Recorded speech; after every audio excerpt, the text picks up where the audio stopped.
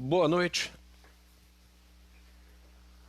a todos os nossos amados irmãos que vivem alegres, pensando no bem. Muita alegria em estar aqui de novo. Descanso de sábado, domingo, e aqui estamos na nossa segunda-feira.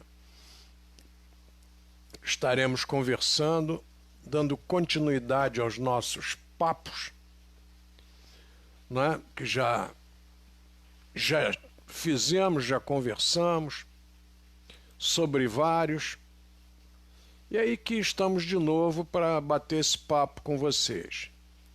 Lembrando sempre que é importante que vocês deem um pulinho na nossa página, ou melhor, no nosso YouTube, e verifiquem Paulinho Leopoldo Barros.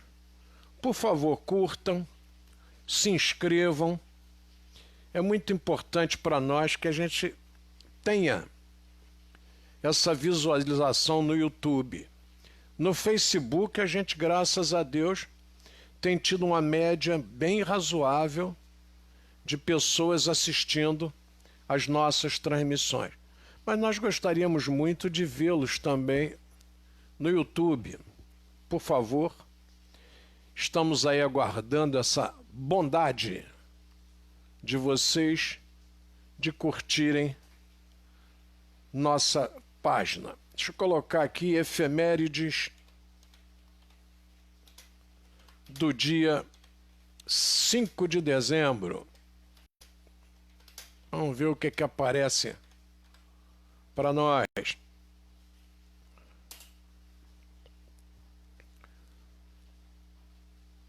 5 de dezembro. Atualidade. Fatos históricos, datas comemorativas. Histórias. Vamos ver aqui o nosso jornal O Sul, que é através dele que nós temos visto sempre os fatos históricos. Então vamos lá. Deixa eu só fazer um teste aqui com a nossa câmera. Acredito que esteja bem, mas vamos vê-la. Isso aí, graças a Deus a câmera está bem. Ótimo. Ana Seixas, obrigado por estar aí conosco. Geraldo, obrigado por estar conosco. Luiz Carlos Bittencourt, obrigado por estar conosco. Ronaldo Gomes, espero que esteja já bem melhor. Obrigado também por estar acompanhando aí a nossa transmissão. Assim que se sentir, um grande abraço, meu irmão. Então vamos lá. Em 1492, na sua primeira viagem ao Novo Mundo, Cristóvão descobre a ilha de Quisqueia, ou Quisqueia. Em 1792 começa, na Assembleia Nacional em França, o julgamento do rei Luís XVI durante a Revolução Francesa. Vejam bem, a Revolução Francesa é uma das páginas mais sangrentas da história. Não sei disso. A Revolução Francesa, ela tem alguns resquícios de ódio que nós temos que tomar muito cuidado com a sociedade.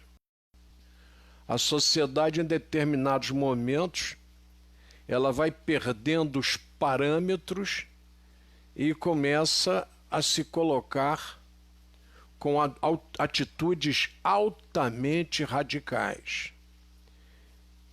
E nós não podemos esquecer o ensinamento de Jesus do sede prudente como a serpente. A serpente é de uma prudência muito grande.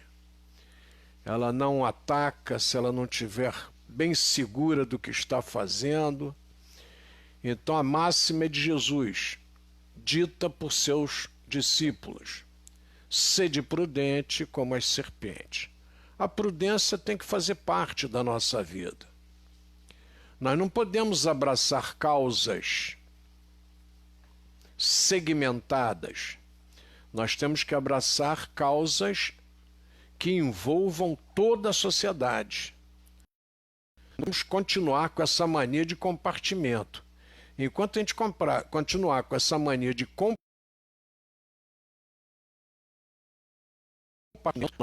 tá? Temos que pensar nesse sentido. Temos que ser brigões com o todo da sociedade. Não ficar lutando por um pedacinho. Ah, mexeu com os professores, então nós vamos para a rua porque mexeram com os professores. Ah, mexeram com os médicos, então vamos para a rua porque mexeram com os médicos. Não. O momento é de brigar contra a violência. E não importa qual é o segmento. O momento é de briga contra a violência porque ela está se perdendo. Nós estamos tendo atitudes na sociedade que estão se perdendo. É importante que a gente pare e reflita. A gente tem cursos de liderança e chefia, a turba é incontrolável. Vou repetir para vocês. A turba é incontrolável. Temos que ter muita prudência, porque se nós tivermos manifestações de turbas, não há controle. Tá? Norma básica de liderança e chefia quando a gente faz. Então vamos lá. Luiz Carlos Bittencourt aí está. Obrigado, Luiz Carlos. Ronaldo Gomes nos diz que está sem luz lá e que está um temporal grande. Ronaldo, o Brasil parou no que diz respeito à manutenção de sistemas. O Brasil parou. Você viu a questão lá do Amapá, está vendo a questão da SEDAI. O Brasil parou. E nós temos que ter a prudência necessária de analisar essa parada altamente prejudicial a todos nós. Não se faz manutenção, só há preocupação em arrecadar dinheiro para manter cargos, para manter chefias, manter mordomias, e isso não chega a lugar nenhum. Tem que se retirar uma parte dos recursos para a manutenção. Caso vocês não queiram acreditar no que eu estou dizendo, deem um pulinho aqui em cima. Não precisa nem subir a serra, gente. Quando vocês chegarem ali em Cacaria, vocês desçam e observem a reserva d'água que ali está em Cacaria. É a reserva d'água que abastece o nosso Rio de Janeiro. A água está quase no vermelho, quase estourando o limite máximo. Não satisfeitos, vocês podem subir a serra e verificarem a represa de Ribeirão das Lajes como está. Não acreditem em mim. Não há nenhuma falta d'água para abastecimento. No entanto, o Rio de Janeiro fica sem água. Fica sem água por quê? Projeto político? Projeto para a venda da SEDAI? Para que o povo fique aborrecido com a SEDAI e queira logo a venda, achando que a venda vai trazer benesses para nós? Por favor, vamos analisar com calma. Vamos analisar com calma. Eu estou aqui só falando de fatos. Nós nunca tivemos uma tragédia enquanto a Vale do Rio Doce era nossa. Depois que virou particular, nós tivemos 2 tragédias sérias. Então vamos lá, gente, vamos com calma, com muita prudência. Vamos analisar.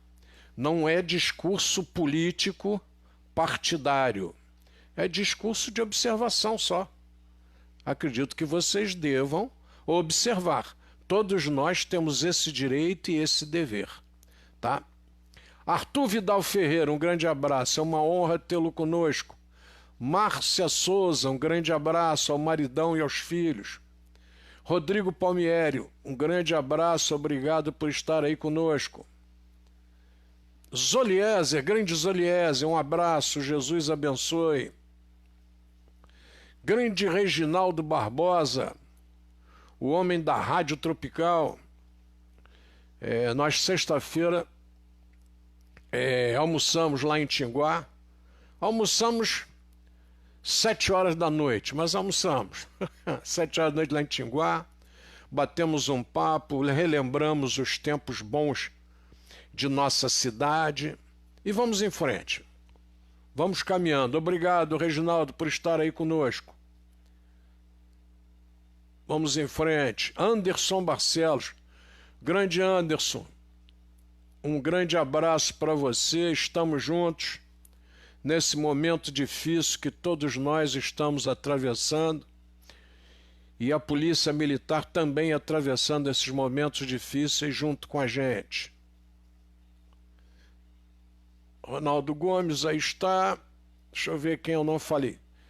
Pedro Porcelo, um grande abraço, Pedro. Seja bem-vindo sempre. Rodrigo Dutra, um grande abraço. Seja bem-vindo sempre. Muito bem. Vamos lá.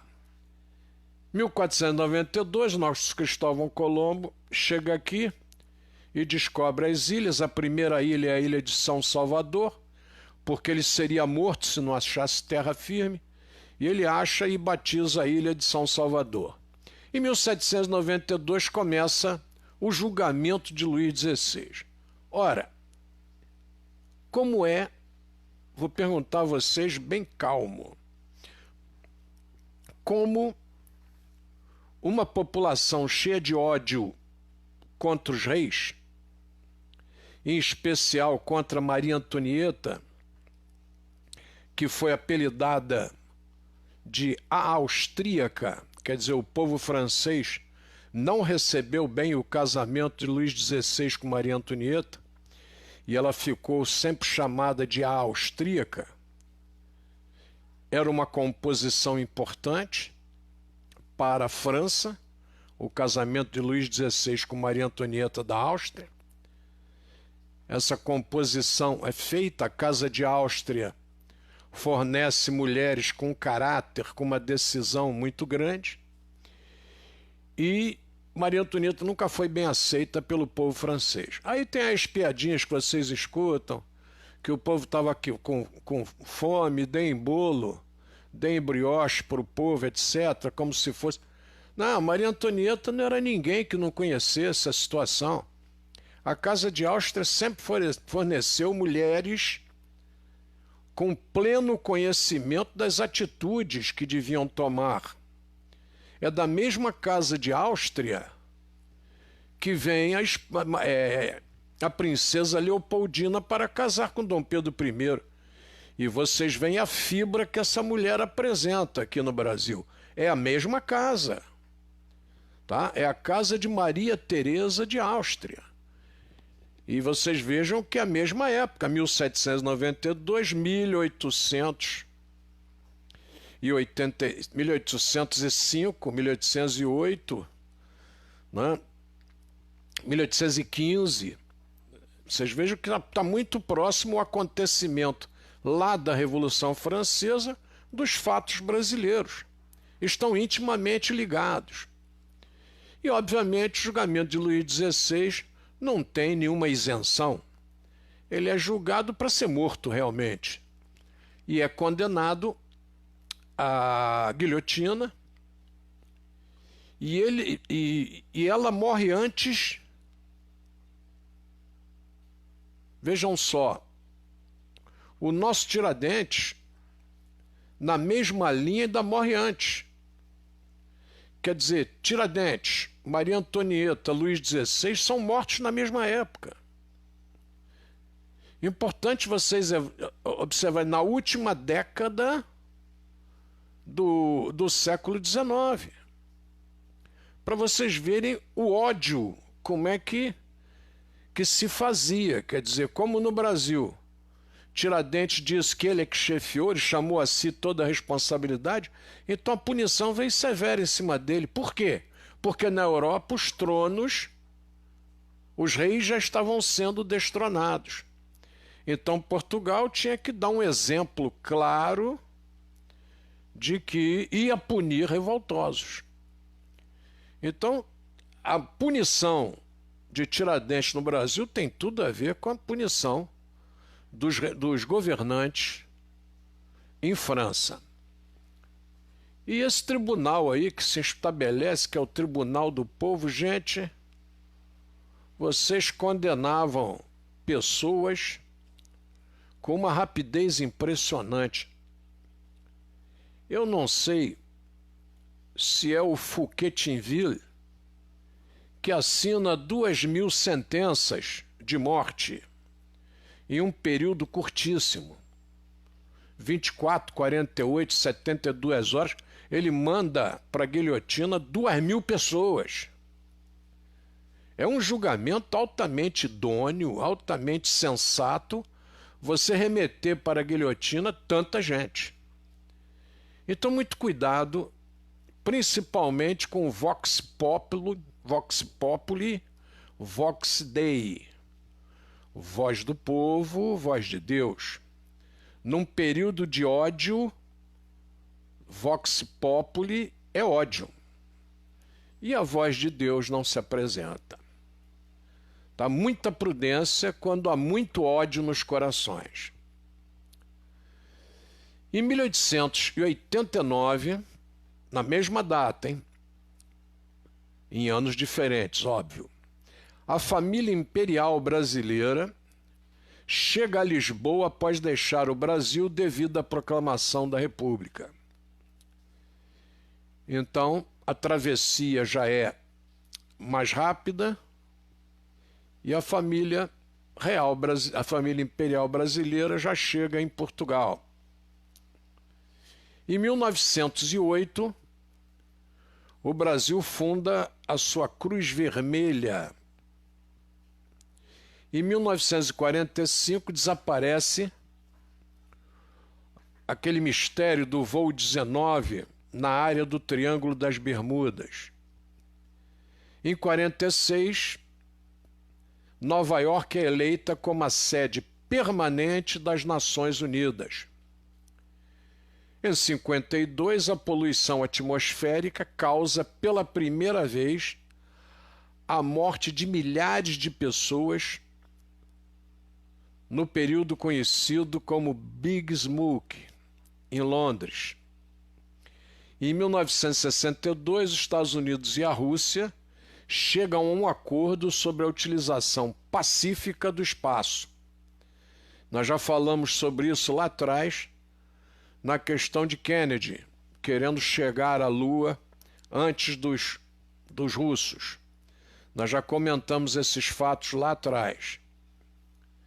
Em 1963, o senador Arnon de Mello, parente do nosso Fernando Collor de Mello, mata outro senador com um tiro da tribuna do Senado Federal do Brasil. Era um senador que nem efetivo era, coitado. Em 1967 é criada a FUNAI, em 67. Em 85, o Reino Unido abandona a Unesco. A Rússia sai da Unesco, ela é mais importante do que a Unesco. Em 1987, 22 pessoas morrem após incêndio em um cargueiro panamenho na Espanha. Em 2005, ministros dos transportes da União Europeia acordam liberalização dos transportes ferroviários de passageiros a partir de 2010. Bom, 2005, a partir de 2010. Nós brasileiros estamos esperando. tá? Estamos esperando lá, foi entre nações. Nós estamos esperando que o Brasil volte a investir no transporte ferroviário, para que o povo possa voltar a ter condições de se transportar com mais facilidade. 2006, o fim do jogo de xadrez entre Vladimir e o computador, que com 2 vitórias foi o vencedor por 4-2. Vence a máquina.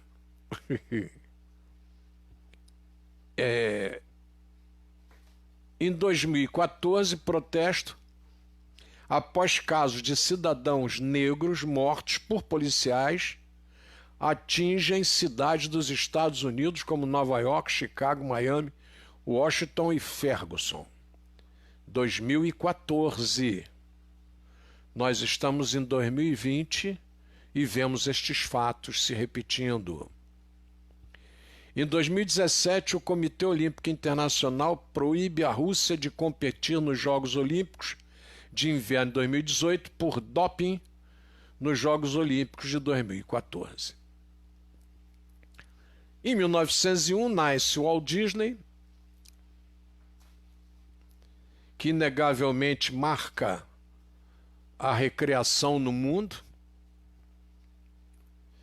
Em 1911, nasce Carlos Marighella, guerrilheiro e político brasileiro, que morreu em 69. Em 1946, nasce o grande José Carreras, tenor espanhol.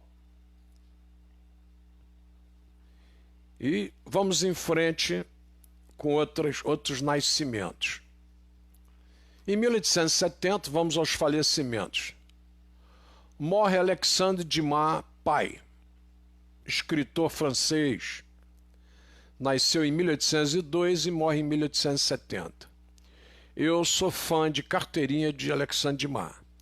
E eu, se fosse vocês, lia Memórias de um Médico. Quando vocês lerem a Memórias de um Médico, que é uma série, vamos ver se vocês concordam comigo ou não. Vale a pena a leitura de Dumas. Permanece imortal.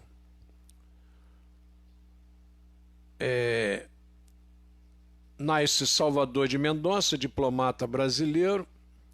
Claude Monet, pintor francês. Nasce Oscar Niemeyer, arquiteto brasileiro.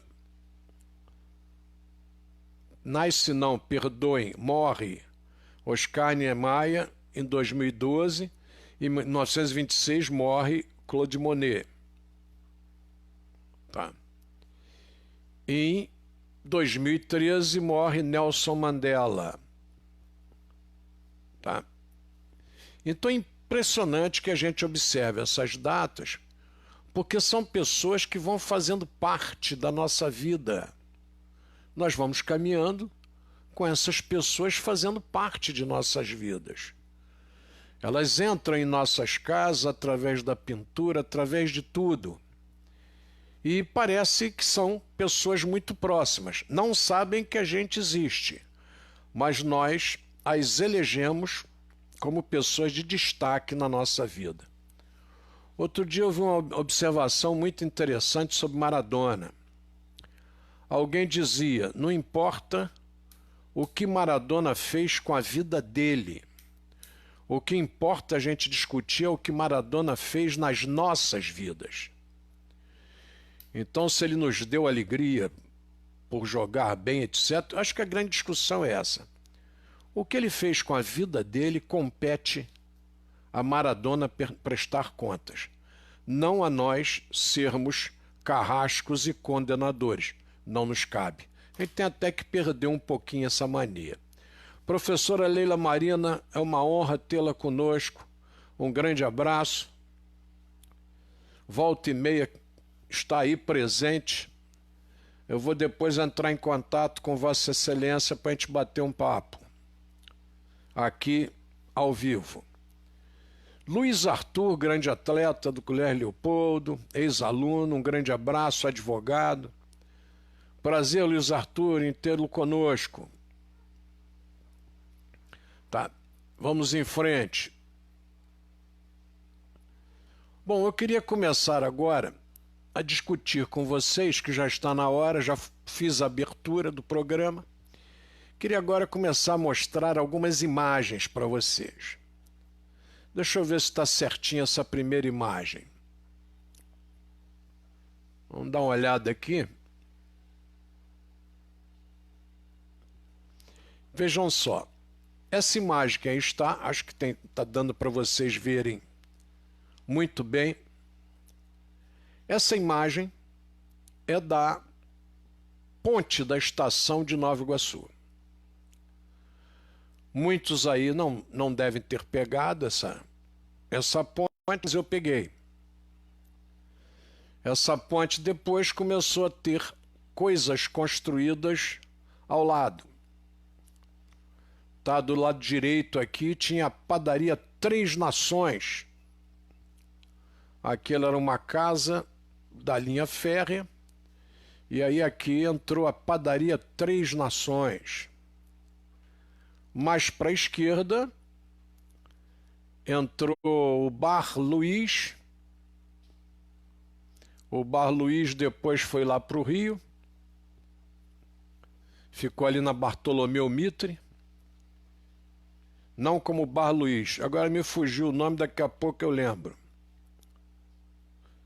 E depois do Bar Luiz vinha o Bar Ok, do nosso saudoso Júlio de Matos, pai da Fátima, casado com Dona Carmina. E depois vinha a padaria, vinha a farmácia São Jorge, do seu Didi e tal. Então, e em frente, do outro lado,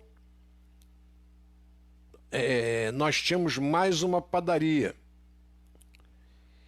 Então, por que tantas padarias nessa descida? E do lado de lá, a padaria da família do Joaquim. Joaquim já não está mais entre nós.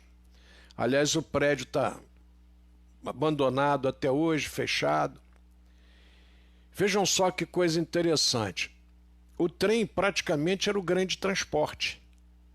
Então o povo chegava e queria levar pão quentinho para casa. E por isso nós tínhamos as padarias. Errei, me lembrei agora. A padaria da direita, aqui onde eu estou com o mouse, era a padaria Palmares. Tá? E em frente, do outro lado da linha, no meio, colado no bar Elite, Café e Bar Elite, que era a padaria Três Nações.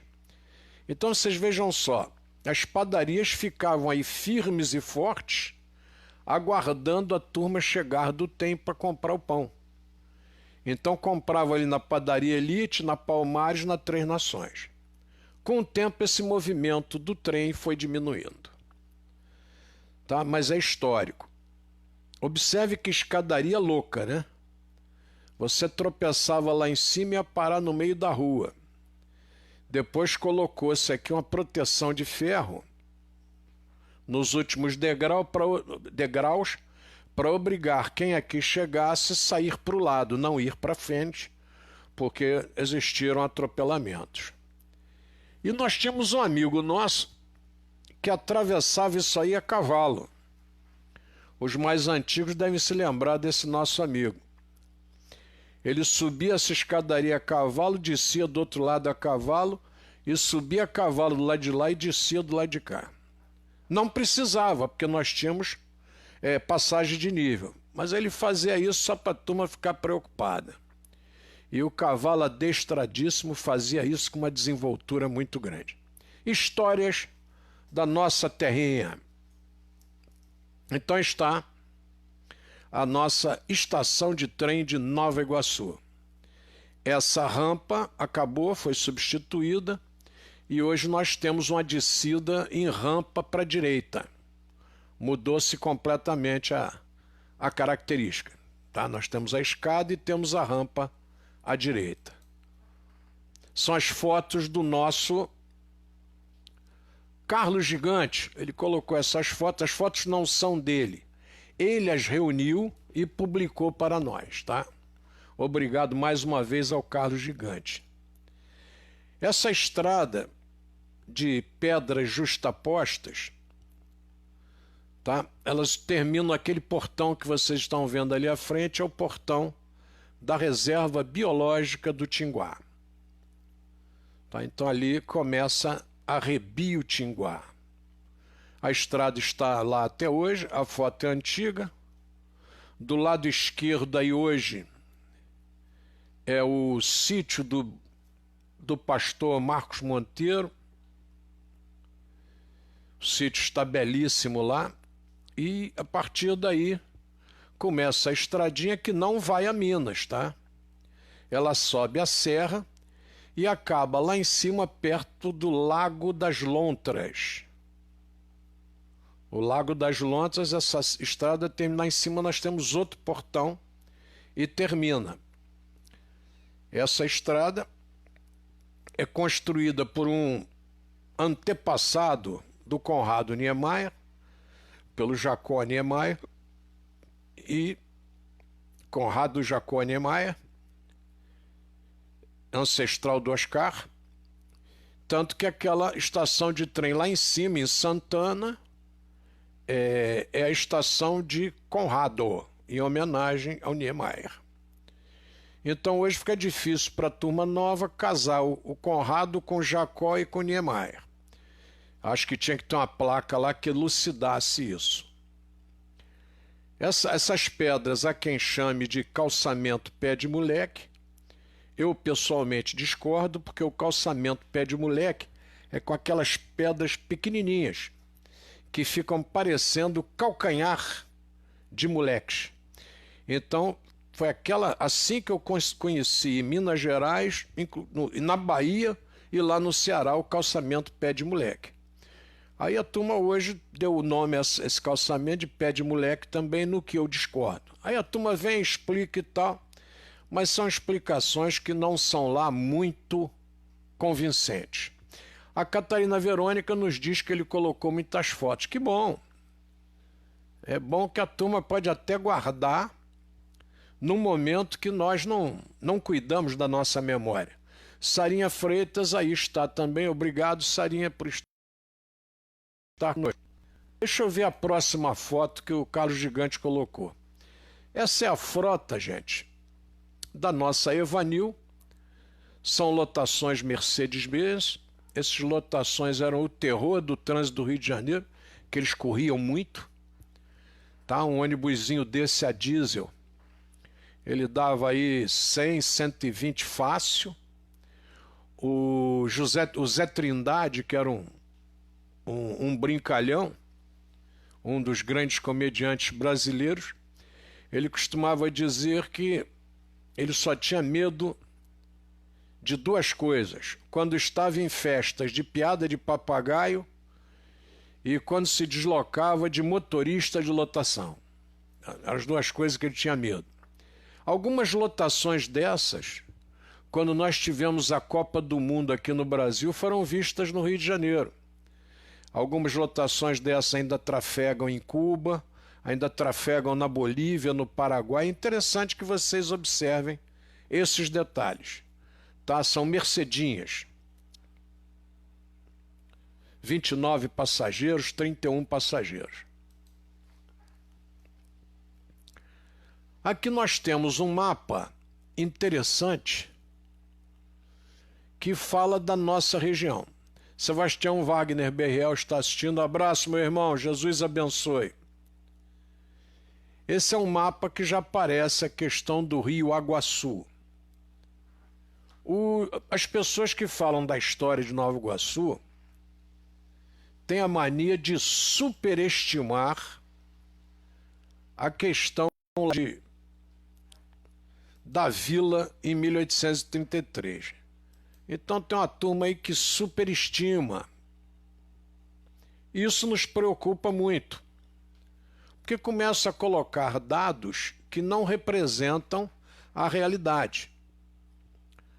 Tá, aí está o estado estragado, tá uma filmagem de drone.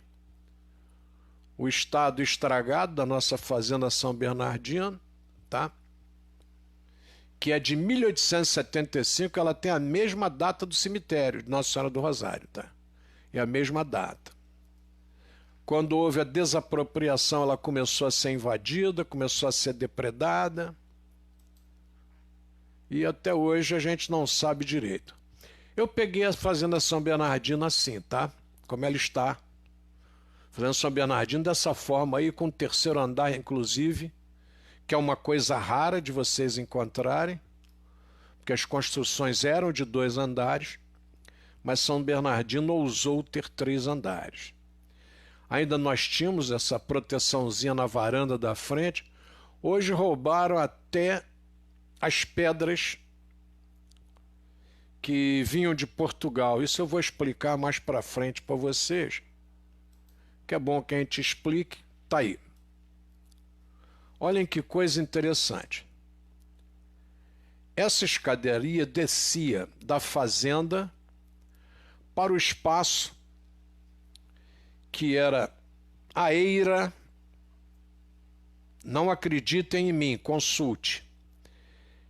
Essa área que estava embaixo era uma área de pedra que era chamada de eira e que virou área, né? Virou área. Então, essa área que é a eira, se você plantava fumo, ali você secava o fumo. Então, esse espaço embaixo é para você cuidar do que você plantava. Então, você tinha que ter a eira para colocar tudo aquilo que você plantar para secar o café.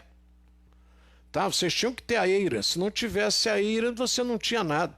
Ia botar tudo para secar no barro, e a pedra ainda ajudava com o calor, né? A fazer essa secagem. Então é importantíssimo que vocês não embarquem no que se fala. Vocês embarquem no raciocínio lógico. E à direita aí, essa escadaria, agora vem o detalhe mais interessante. Essas pedras bonitinhas, bem cortadas, não vinham daqui. Essas pedras serviam de lastro para os navios que vinham da Europa para cá. Então Portugal embarcava no Brasil riquezas para a Europa. Tá? Então eram embarcadas riquezas para a Europa. Elas eram embarcadas e trazia o que para o Brasil? Não tinha o que trazer, gente. Quem consumia era a Europa. Então você levava o navio abarrotado de especiarias, algumas já produzidas no Brasil, e na volta o navio não podia voltar vazio. Então essas pedras eram o lastro dos navios. E é óbvio, quem tinha prestígio perante a corte conseguia essas pedras, que facilitavam todo o trabalho de construção. Então esses blocos de pedra vocês vão encontrar nas portas, nas janelas, vocês vão encontrar nas escadarias externas e em algumas escadarias internas. Então quem tinha prestígio na corte tinha essas pedras. As conseguia até de graça, mas tinha que fazer o transporte delas. Tá? Então é importantíssimo, essas pedras perfeitas eram utilizadas para fazerem os acabamentos, e elas vinham como lastro de navio. Não se esqueçam, por favor, tá? Que talvez tenha gente procurando aí o lugar que fabricava essas pedras por aqui, e obviamente nós não as temos. Eram lastro de navio. Eu acho que é uma explicação importante que muita gente não tem essa noção. Tá, essa foto eu tenho, que é São Bernardino pegando fogo. Naquela época, um deputado federal da região incentivou muito essas invasões. as terras de São Bernardino. Não, tem que invadir mesmo, isso é do município e tal. Eu vou até não dizer o nome do deputado federal, ele já não está mais entre nós, eu acho que depois vocês procurando saberão. É um dos culpados por esse dano ao patrimônio iguaçuano. Quando o nosso Arruda Negreiros vem para Nova Iguaçu, ele está aí em pé. Quando ele vem para Nova Iguaçu, o nosso Arruda Negreiros, ele é colocado no governo pelo Getúlio Vargas. Então Getúlio Vargas coloca Arruda Negreiros no poder e tira, Arruda Negreiros já era político na região, tá? E retira o coronel Alberto Melo, que é o homem que trouxe o Colégio Leopoldo para cá, para Nova Iguaçu. E aí, nós observamos de forma clara e objetiva o destaque que o negro tem na região. Então, é público e notório, né? A gente sabe quem são os negros que aí estão, mas é importante que vocês pesquisem para que tenham ideia da importância do negro na nossa região. E olha essa letrinha bonita que está aí do lado, escrito Nova Iguaçu, com acento no U, lançamento da pedra fundamental do Hospital de Nova Iguaçu.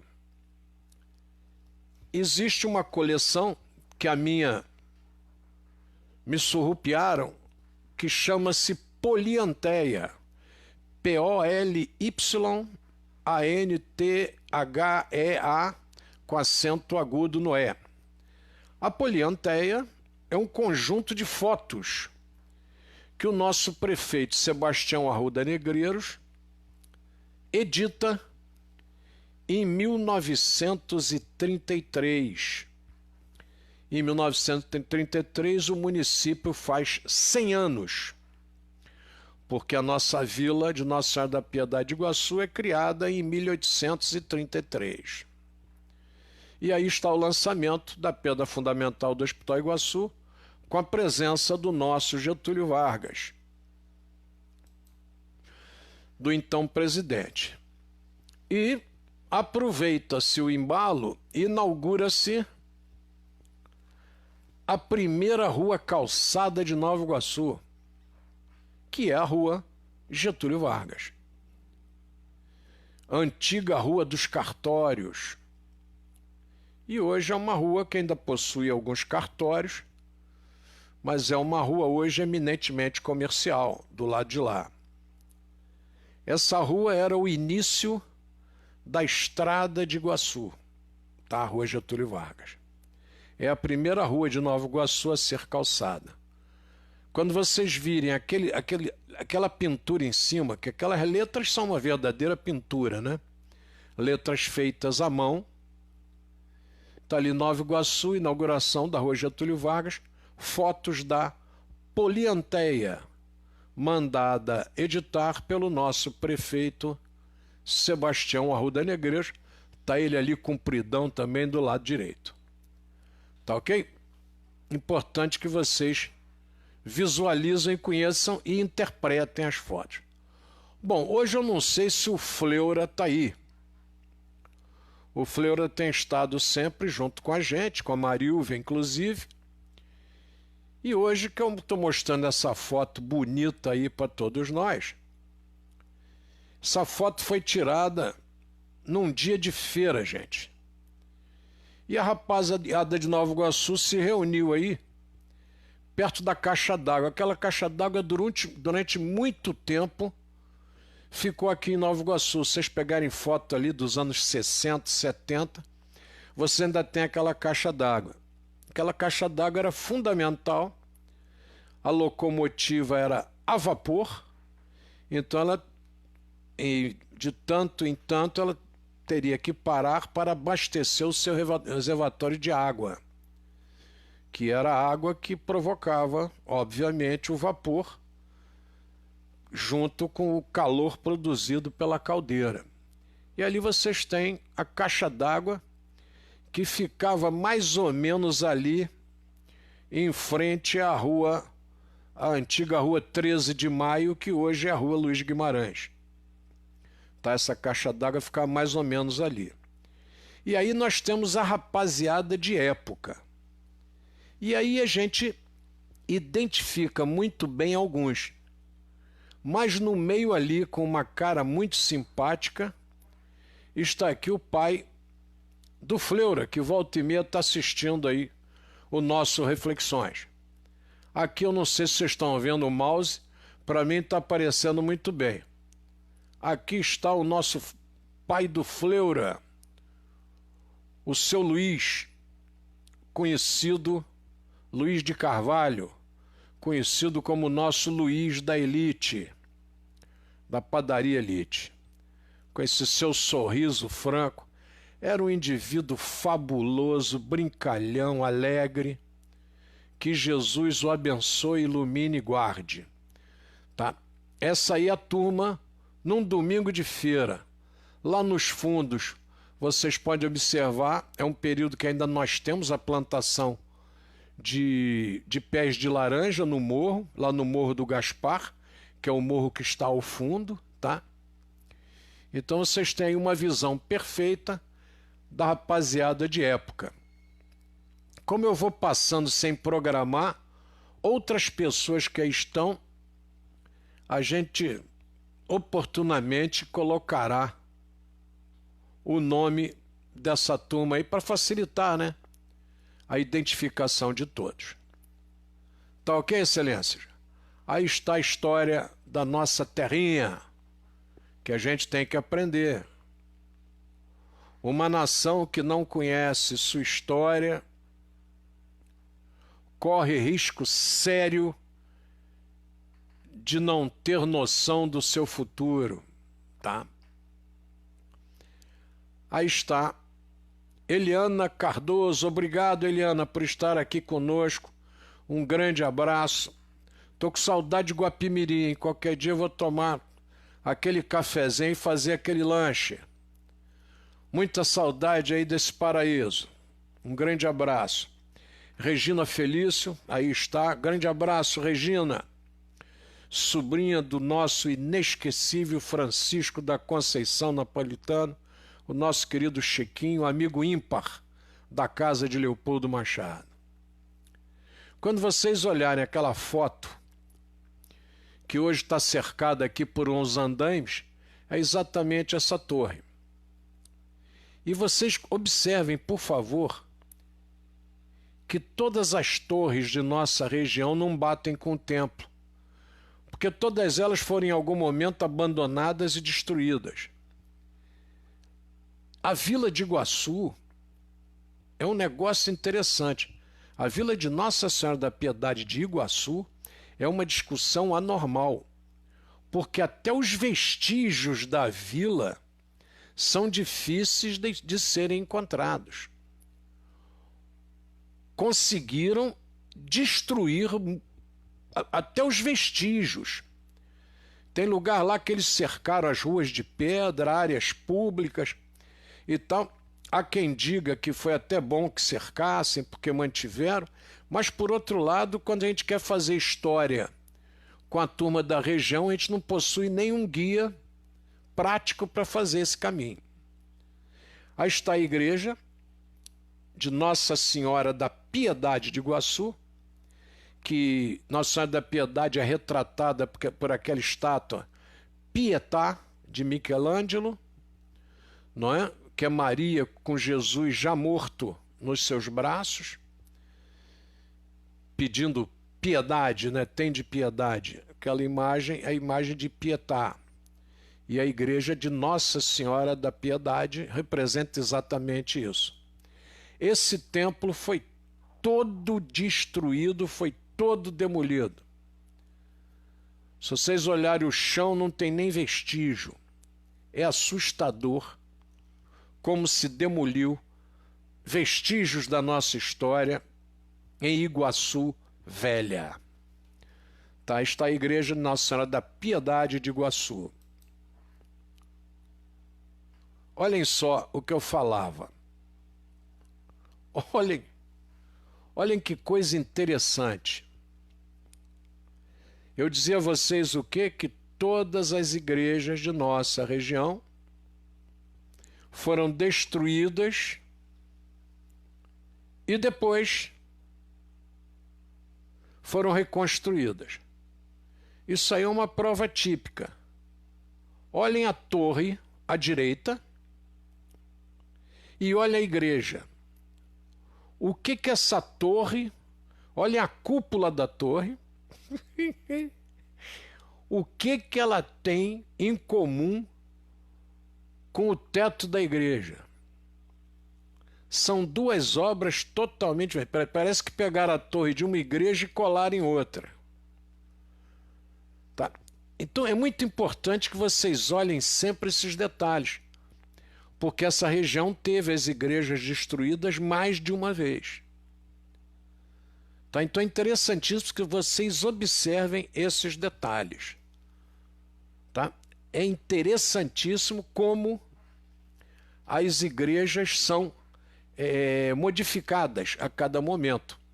E depois também continuam sendo modificadas. Tá? Vamos em frente. Aí, ó, aquela torre que eu me referia com vocês, aí está. Aí está a torre. Uma foto, essa foto com certeza é uma foto de jornal, é uma foto impressa. Alguém fotografou uma impressão. E aí vocês têm ali o cemitério de Nossa Senhora do Rosário. Na parede estava escrito 1875. Mesma data da Fazenda São Bernardino. Então, quando a turma fala em cemitério de escravo, isso, não bate com a data do lugar. Então, vocês veem que é uma farsa você falar em cemitério de escravo, etc. É cemitério da Ordem de Nossa Senhora do Rosário. E o outro é o cemitério dos comuns. Aqui era o pessoal da Ordem do Rosário, que a Igreja Católica chama de Ordem Terceira. São aqueles que são beneméritos da Ordem. Eram sepultados aqui. E o outro cemitério, o cemitério dos comuns. A questão de cemitério dos escravos é algo bem difícil de comprovação. Tá, a estradinha é a mesma e vai dar lá na Estrada Federal, que é nova. Essa estradinha que aí está vai dar lá na Estrada Velha, que ainda existe, tá? A Estrada Velha passa lá em frente às Palmeiras, onde era a estação, tá? Onde passava o trilho do trem, que também não tem mais vestígios do trilho. Só tem os vestígios do lugar. Gente, eu já estourei meu horário, meu Deus do céu. E essa aí é a nossa missa solene, tá? No Hospital Iguaçu, em 1932. Lança-se a pedra fundamental e é feita uma missa solene. Aí está o nosso Sebastião de Arruda Negreiros presente, e tá, aí está a turma política da cidade toda presente. E observem que a presença do negro é constante e em destaque, tá? O negro não está escondidinho lá atrás, não. Ele está na primeira linha, na linha de frente. Então vamos caminhar com a história, caminhar com a verdade, sem criar aí proselitismo com relação a certas coisas. Tá ok? Muito bem. Regina Felício diz que ela é quem agradece a honra de fazer parte desta casa, a honra é nossa. Tá? A Eliana fala que o quanto é bela a nossa história. Maria estamos juntos, Maria, vibrando por você, hein? Recebi a sua mensagem, estamos juntos vibrando por você. E essa aí deve ser a nossa última imagem de hoje, e oportunamente nós conversaremos sobre outras imagens. Aí vocês têm a colheita da laranja, né? na nossa terra. O Carlos Gigante fez um trabalhão aí, tá? Maravilhoso, para que a gente possa mostrar para vocês um pouco da história de nossa terrinha. Tá? Essa aí é uma linha de ônibus que é de Nilópolis, linha de ônibus, né, que eram as lotações, mais velhos que aqueles que a Evanil comprou, e eram lotações que iam para o centro do Rio de Janeiro. Viagens que eram a verdadeira aventura. Tá ok? Meus queridos amigos, muito obrigado pelo carinho. Não esqueçam de curtir lá o nosso canal. Não se esqueçam de curtir. Nós estamos aqui simplesmente deixando para vocês um pouco da nossa história. Porque a história, se ela não for contada, a gente não passa para os nossos sucessores. E eu estou utilizando aqui o que a gente chama de tradição oral. Quando eu conto a história. Mas aí está a foto. Então, vocês podem perfeitamente pegar a foto e confrontar. Consultar fulano, beltrano e verificarem se a assertiva feita por nós está correta, está errônea. E estamos juntos, gente, para discutir, para nos informarmos, porque a finalidade é que vocês recebam bem essas informações, tá? Essa é a nossa grande finalidade. Tá ok? Ficamos muito felizes que vocês estejam aí recebendo essas informações que a gente vai passando para vocês. Nós temos visto os gráficos, Covid continua firme e forte, continua aborrecendo a todos nós temos que tomar cuidados. Vários amigos nossos convalesceram por aí da Covid, e nós temos que tomar muito cuidado. Por favor, não pensem que isso é gripezinha, que não é sério, tá? Essa segunda onda que veio agora, que não é nem a segunda, né? Ainda é a continuação da primeira, que amorteceu e que agora volta poderosa, tem que fazer com que a gente ore e vigie, tome conta. Não se esqueça da conversa com nossos amigos, nossos vizinhos, e vamos em frente. Que Jesus nos abençoe, ilumine e guarde. E até amanhã, com mais um Reflexões, se Papai do Céu assim o permitir. Fiquem com ele.